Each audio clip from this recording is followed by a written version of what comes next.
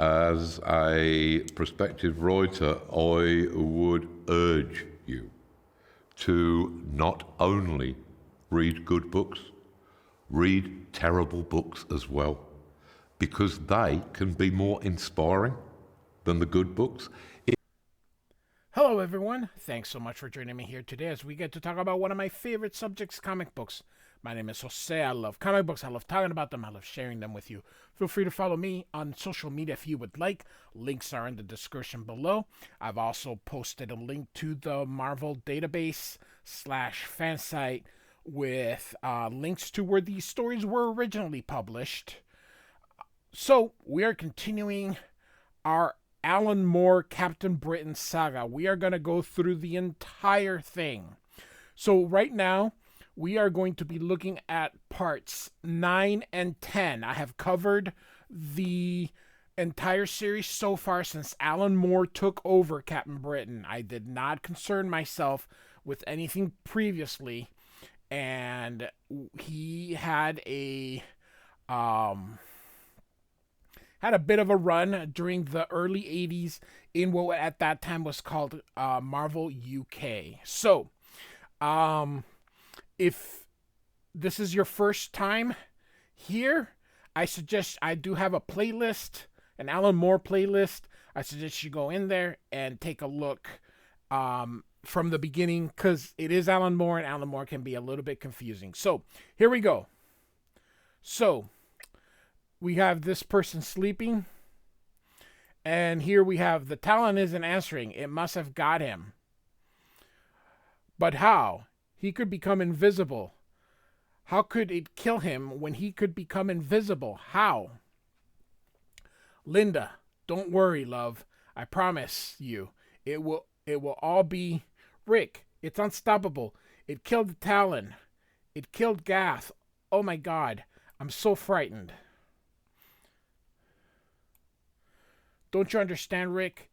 This is the time we aren't going to this time we aren't going to win. We'll soon see about that. So,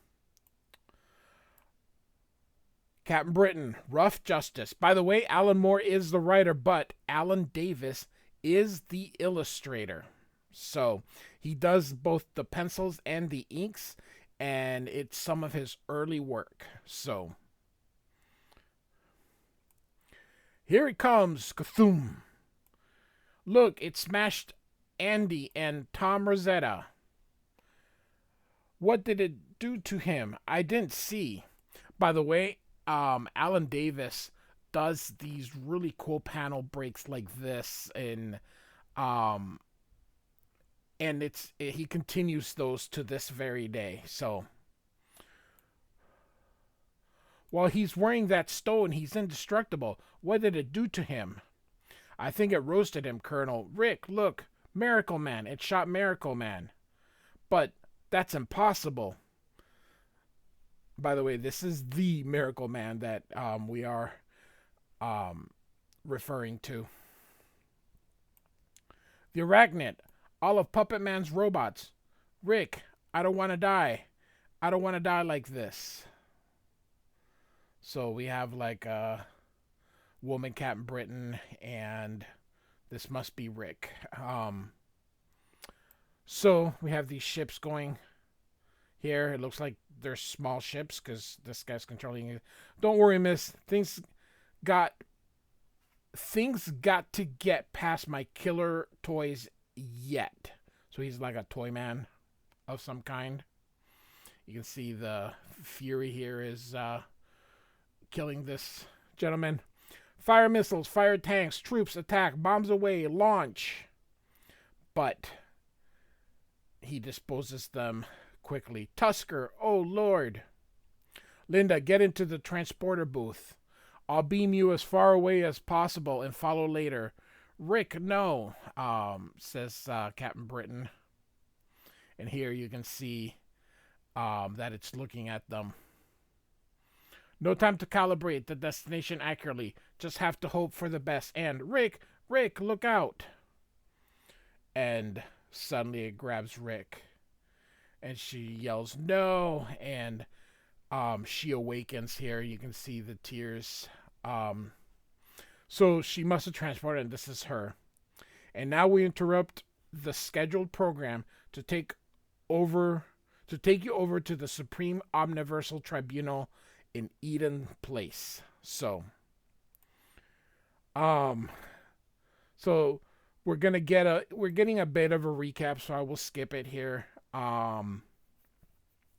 because like I said, it's all been covered. So, we're just gonna stop it here. A whole universe. Did you see? Did he really? He just wiped out a whole universe at the flick of a switch. Captain, please, they do things differently here. Getting angry won't help Saturnine. If you remember from where we left off, he killed an entire universe to prevent the Fury. If there are any further outbursts from the defense witness, he will be forcibly restrained by order of this court. Is that understood? He says, and Captain Britain just crosses his arms. Very well. The defense may call its first witness. Thank you, Your Highness. I call Opa Luna Saturnine. And so here she comes, and this is like the cameras. Majestrix, would you describe to the court in your own words how the tragedy on Earth 238 actually came about? So, let's see. I imagine we would start here. Oh my goodness. I have to tell you that I'm not a fan of knowing which way to go. It looks like it's right here. And then, so I don't know. I'll try. So I imagine that this is the beginning of the sentence. I'm very sorry. I just did not know which way to go, but I think here, here, here, and then this way. That is not how you letter a comic book, meaning you're supposed to make things easy for people to read. So this should be the first thing you read. And then, everything closer to the eye. So it should be this, this, this, then this, and then this, and then this. So you shouldn't, so anyway, I'm not criticizing Alan Moore. Alan Moore didn't design this. The letterer, is really how. So, all right. I'll try. We, that is my avant-garde and myself, arrived on Earth 238 as scheduled during the month of Freya. It was a retarded parallel, and it needed a push. We began by testing the life-enhancing fluid that the push required. According to regulations, there was no deviation from the established procedure. Problems arose when Captain Britain of Earth 616 arrived unexpectedly. Captain Britain will later testify to this effect. His arrival attracted the attention of 238's security force, the status crew. Consequently, our operation was restructured to accommodate the serious upset. Nevertheless, with Captain Britain's help, the push was completed and was entirely successful. What went wrong came later, and it was nothing to do with me or my operation. It was a reality storm, gravity, cause and effect, probability, logic. All of them suddenly went haywire. I later learned that an immensely powerful and utterly insane psychokinetic mutant had been behind the chaos. But at that time, I didn't know that. To compound matters, a horrific technobiological creature suddenly attacked Captain Britain. It was indestructible. Rather than risk more lives, I withdrew to the home continuum. The rest you know. So, that's a good recap, actually. The defense has no further questions. Your Highness, the prosecution counsel may now cross-examine. And so the judge actually says, I'm acting as prosecution counsel in this matter. You may withdraw. And so He goes, Majestic, this somewhat unlikely tale of psychokinetic mutants and indestructible cyborg. You only have one witness who can corroborate. As you know, your own avant-garde are court employees and are barred from testifying. We only have this Captain Britain's word as to the truth of your story. I suggest, Majestrix, that there is an emotional and possibly physical relationship between yourself and Captain Britain. I suggest that you are lovers and that the captain has been instructed to lie to the court in order to secure your acquittal. Captain Britain, of course, takes exception to that and kind of yells out, what kind of court is this? How can you be emperor, judge, and prosecution counsel? That's a damn lie. Are you the hangman too? So Captain Britain snaps back. By the way, I really love this costume. This is his best design. This is the only way I think of Captain Britain. Everything else is just, whatever. This is what Captain Britain should look like. I neither know nor care what a hangman is, sir, but you have abused this court for the last time. Bailiffs, restrain the witness, he says. Aye, well, you had a fair warning, old lad. Aye, and by odds that the courtly pursuit of gentleness fain would serve thee well, I trow. I don't know, Old English. Ugh. All right, War Dog, shouldn't the special executive be doing something about this? I mean, it was us who brought him here. Look, it's not as simple as that, Cobweb. There are diplomatic procedures. There's a protocol. There's as they kind of watches everything that's happening here. I suppose they're being a bit rough with him, aren't they? Very well. Since the defense's only other witness was the recently detained Captain Britain, and since Captain Britain, due to his unruly conduct, is now prohibited from testifying, it only remains to pass sentence on the accused. Love this panel as she kind of just looks down solemnly. I love the face blacked out.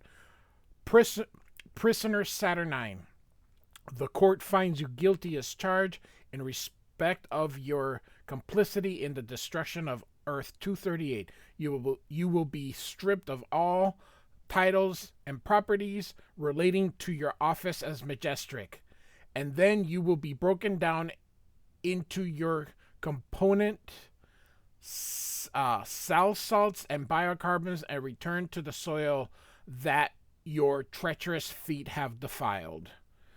Sentence is to be carried out immediately, as Captain Britain looks on, and he busts out, breaking that,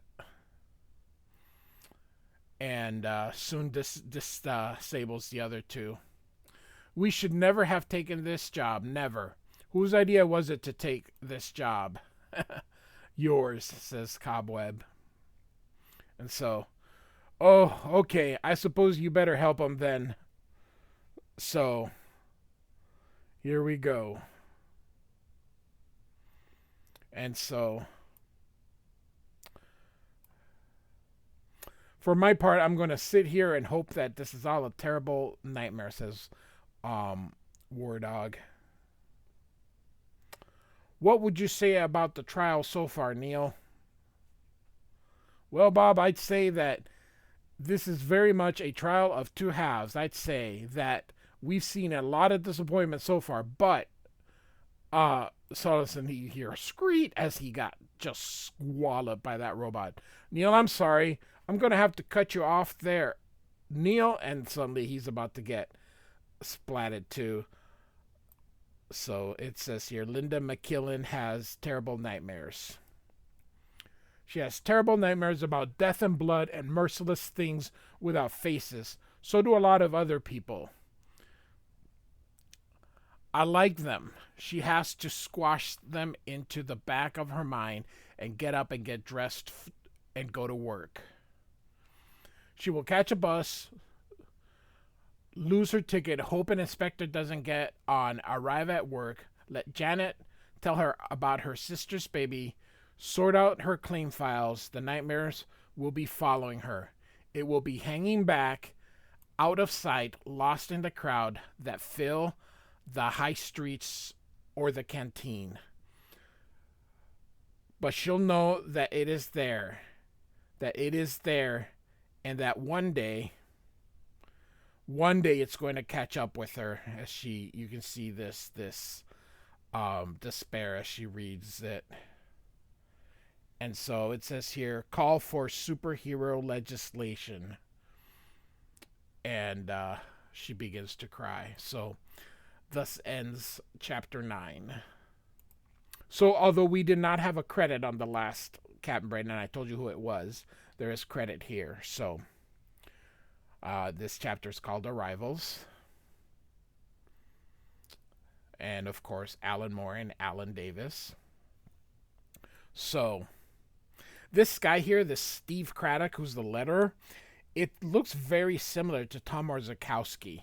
Much better. The lettering at first was like, it looked terrible, and it looked like I could letter this thing. So, all right, it arrived an hour ago. Space burst like a blister, and it tumbled out of nowhere. So, it is not machine, not entirely, nor is it wholly an animal. It is a symbiote. It comes from another universe. Its journey was not pleasant. Its back is broken. It no longer has limbs. During the last hour, it has grown a gland capable of secreting acid, and it used it to break down the surroundings, scrap into a more absorbable form.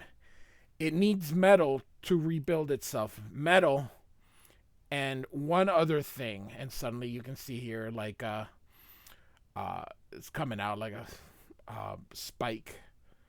And suddenly and just hits this poor person in the head. Mrs. McGreary, was that you saying shazik just now? Shazik. Mrs. McGreary. Meanwhile, in a nearby dimension. So, I'm not going to try to read that guy. He's just... I love the vertical panels. Every time there's a vertical panel, you'll hear me say that. What do you take me for, says Captain Britain. Of course, I know what I'm getting into. I'm in a parallel universe, fighting an alternate version of myself alongside a group of parahuman mercenaries who want me to help the wrongly accused Majestic of... Then they pause. Do you ever get halfway through a sentence and find yourself unable to believe that you're actually saying it? And the guy hits him and says, no. Who says Alan Moore can't do comedy? Hell, I knew this was gonna happen. Legion, get Captain Britain out of here while I round up the rest of the special exec. We've got to get back to the ship. Where's War Dog? War Dog, he's looking after the money. And so, here's War Dog. Your Highness, this is no place for a sensitive, omniversal tyrant like yourself. Allow me to escort you to safety. Why, thank you, War Dog. You're very kind, says Saturnine. It's inbred, Your Highness. My mother was a demon. My father was a saint. Bernard. It was a... Oh. Alan Moore is funny. All right.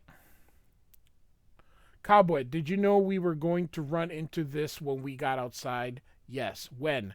Last year. Last year? Couldn't you have told us so? Yes, but I decided not to when I learned about the awful insults you were going to hurl at me. That was going to... You didn't warn us because I was going to insult you? I mean, sorry. You mean I hadn't even insulted you at that point? You just predicted I was going to do it and didn't warn? Cobweb, you are the most thoroughly irrational squackhead that I have ever set eyes upon. There, I knew you were going to say that. Don't come crying to me because you've teleported into the middle of an army of hostile extra dimensionals. So, after language like that, you've only yourself to blame. And here's everybody kind of fighting everybody. Elsewhere. She leaves the flat earlier than usual after the morning paper before the milkman. It's still dark. Perhaps she should have waited. No, she couldn't wait. She had to leave after the dream, after the morning headlines. Something was closing in on her. She had to get out. She had to. And so, this poor cat sitting there, and then poor little kitty. Had to. Poor little kitty gets it too, not just that poor old lady. Elsewhere, Lord Mandragon, the parahumans and the superhero Captain Britain, the traitorous Saturn IX, they've escaped. Really? I love that look. Yes, they battled their way through the warp port, took their vessel, and escaped. We, that is, my superior and I, don't you mind your whiness? Not at all. One way or another, Saturn IX is gone, and I'm the ruler of the Dimensional Development Court. That being so, there is nowhere she can hide from me. In all of the Omniverse, there is not one universe that I cannot destroy at the touch of a switch. Not one. So where's that bitch going to hide? You tell me. You tell me. So you can see that Marvel UK had language that was a little bit more adultish. So, elsewhere in Braddock Manor, Elizabeth, we can't stay here, not with your brother. Tom, my brother's missing. He was kidnapped last night by a bunch of freaks. I got a look inside one of their minds, and she wasn't even human. By the way, they're speaking telepathically. How can you stand there? And, Elizabeth, that's my whole point. Your brother's entire life is clinically insane. We were safer being chased by Strike. I think, Alice, I'm thinking of my brother. I want to know where he is. I want to. The doorbell's going to ring, and suddenly it rings. Who? Oh, good morning, Betsy. Hi. And so here's everybody. Elizabeth, we can't stay here. This place is an asylum. What? And so Captain Britain kind of looks at them. Oh, did I say that out loud? I thought I only telepathed it. I didn't mean to sound ungrateful. I just, look, do you think I enjoy having a house full of superpowered strangers? Do you? Do you think I like having every day turn into a global crisis? Captain, you know we're only staying until Saturn IX can transfer the money she owes us for our fee. Oh, really? And where's she going to stay while she's in exile from the Dimensional Development Court? Well, after a little redecorating, I thought I might live here. And Cameron's like, you thought? And so the doorbell again. And so he opens it. Now, listen, I'm just, who are you? And she goes, me? I'm Captain UK. And he's like, oh, God. And so she goes, all these superhumans all in one room, just like before, just like last time. It's begun already, hasn't it? The drawing in, the huddling together, the waiting. Waiting for what? Waiting for genocide. Genocide, Captain. Or, sorry, it should have been Genocide, Captain. This one was higher. See what I mean? They are, I don't know. But, anyway, thus ends chapter 10. So, we are done. So, the next chapter will be Waiting for the End of the World. So, we will see you next Monday. So, again, this are reprints from the Marvel UK. This appeared in various publications, 8 issues at a time each month. So, and it ended up being collected in a trade paperback once. I happen to have that trade paperback. So, anyway, Captain Britain by Alan Moore and Alan Davis, and we shall return in a week. Thanks for listening. Like and subscribe. Goodbye.